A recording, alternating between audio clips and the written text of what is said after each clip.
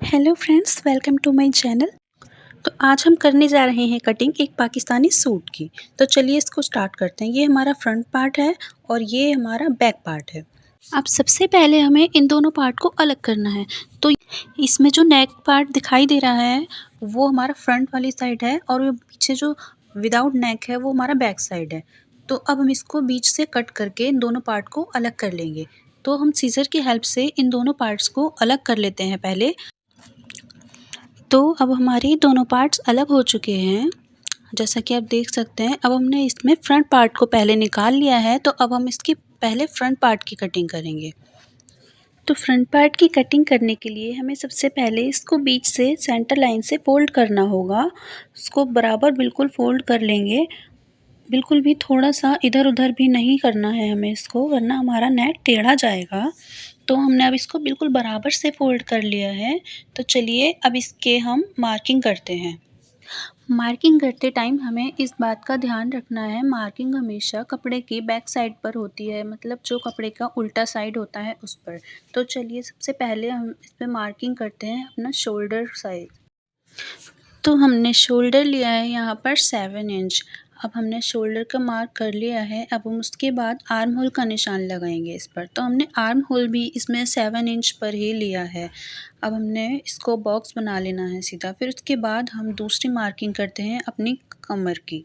तो कमर की हमने 14 इंच प्लस हाफ इंच रखी है। तीसरी मार्किंग है हमारी चाक लेंथ की मार्किंग। तो चाक की लेंथ हमने 20 प्लस हाफ इंच रखी है। हाफ इंच हमने एक्स्ट्रा इसलिए रखी है क्योंकि ऊपर हाफ इंच हमारा शोल्डर की सिलाई में दब जाएगा। तो हमारा 20 इंच पर ही वो चाक की लेंथ आएगी।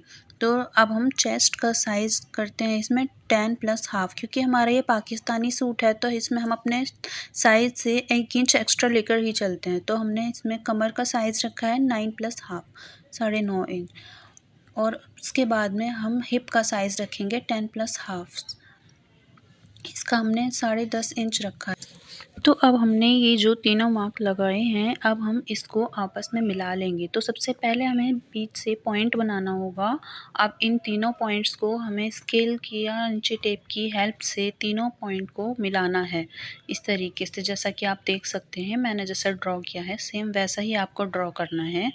अब उसके बाद में हम आर्म होल को शेप देंगे। तो आर्म होल, ये फ्रंट आर्म होल है, तो इसको शेप देने के लिए हमें जो बीच सेंटर पॉइंट है उससे 1 इंच एक्स्ट्रा निशान लगाना है और फिर वहाँ से इसको राउंड शेप देना है, जैसा कि आप देख रहे हैं। बिल्कुल इसी तरीके से आपको भी इसको राउंड शेप देना है। अब इसमें हम कटिंग के लिए 2 इंच एक्स्ट्रा मार्जिन लेंगे।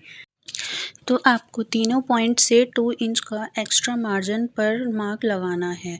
अब इन तीनों मार्क को आपस में हम ड्रॉ कर देंगे जैसा हमने पहले किया था सेम उसी तरह से, और यहाँ पर इसको सीधी लाइन ड्रॉ कर लेंगे।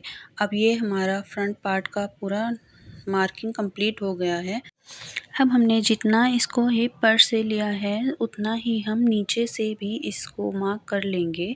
10.5 इंच पर हमने निशान लगाया है। अब इसमें 2 इंच प्लस हम मार्जिन कर देंगे जैसा हमने हिप के साइड से लिया था। अब 2 इंच एक्स्ट्रा करके अब हम इसको नीचे से ऊपर तक एक सीधी लाइन ड्रॉ कर देंगे।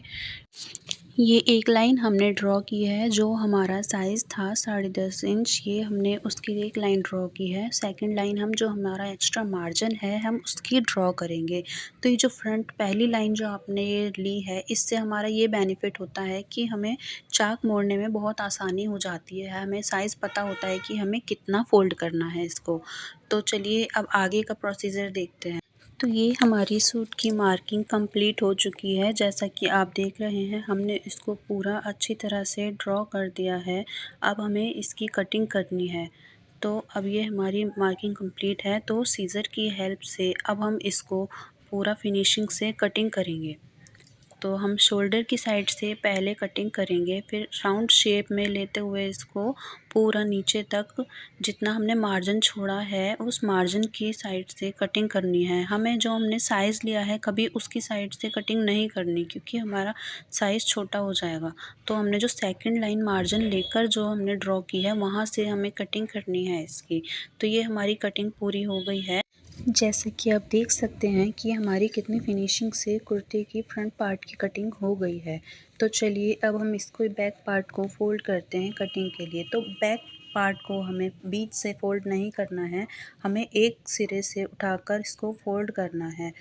हमें इसको उतना ही फ़ोल्ड करना है जितना हमारा फ्रंट पार्ट कट होने के बाद आया है।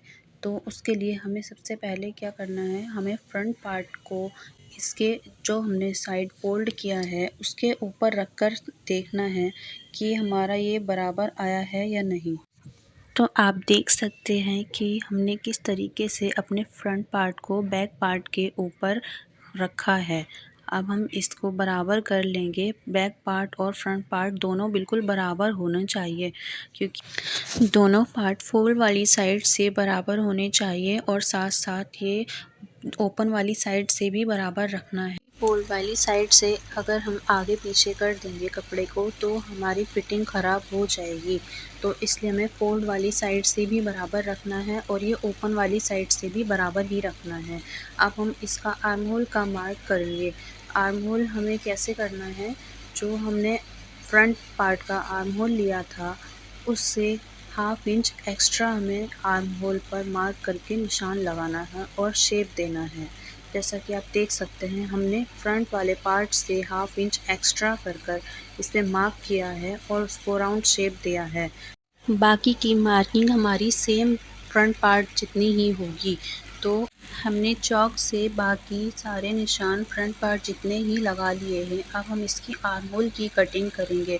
तो आर्म होल की कटिंग आप देख सकते हैं, फ्रंट आर्म होल से हमारा बैक आर्म होल सिर्फ हाफ इंच एक्स्ट्रा लिया है। अब हम बाकी की कटिंग सेम फ्रंट पार्ट जितनी ही कर देंगे। तो ये देखिए कितनी फिनिशिंग के साथ हमारी बैक पार्ट की भी कटिंग हो रही है।